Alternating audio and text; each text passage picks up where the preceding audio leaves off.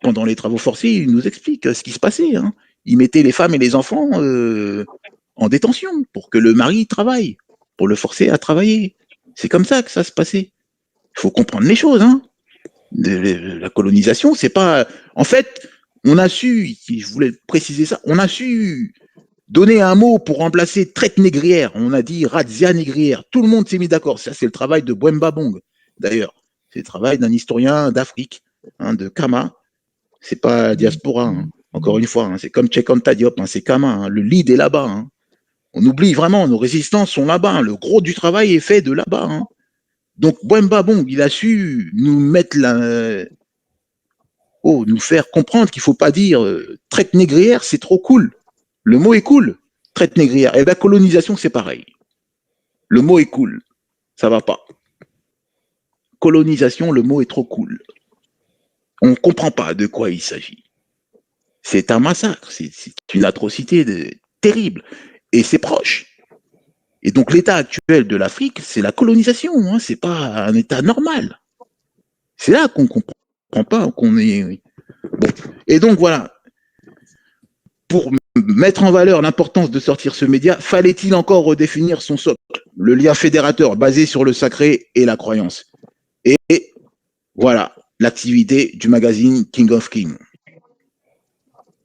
jusqu'à l'union sacrée. C'est pas. Attends, reviens, reste sur la précédente. C'est partout en Afrique.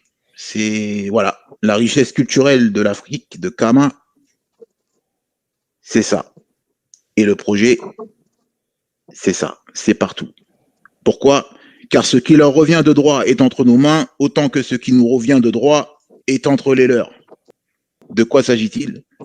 Ce qui leur revient de droit est entre nos mains, c'est la reconnaissance de leur autorité suprême.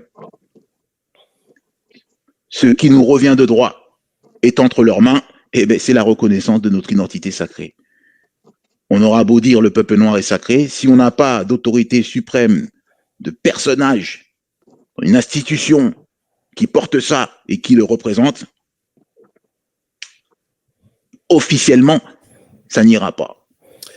S'il n'y a pas d'imam, l'islam, c'est pas ça. Hein. S'il n'y a pas de ouléma, l'islam, c'est pas ça. S'il n'y a pas de prêtre, le christianisme, c'est pas ça. C'est ça que je t'explique, les religions, le clergé, les institutions, c'est important.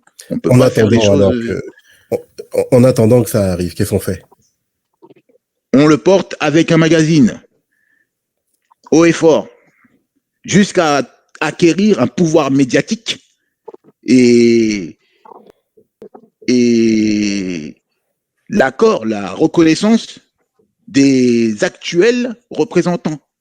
Parce que je vais vous dire une chose, quand j'ai parlé le 15 avril avec le roi, à ta mairie, je lui ai demandé, mais qu'est-ce que représente quel est le caractère sacré de la royauté que vous représentez ?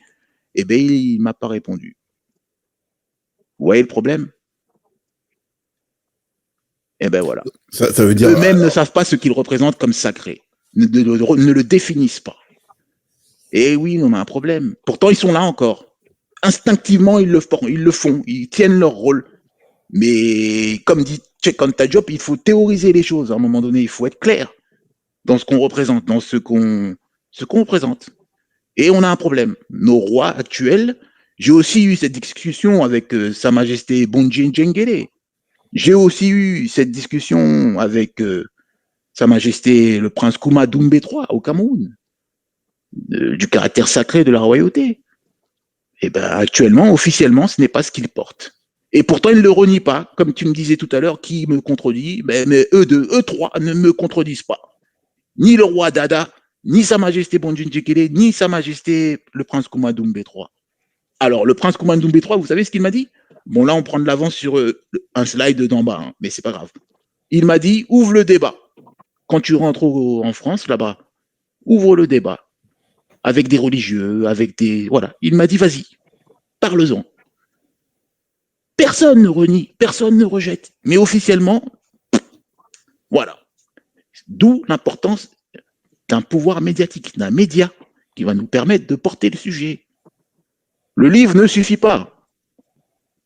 Le livre ne suffit pas. Un média, c'est différent. Ça sort tous les 2 mois. C'est des jolies photos.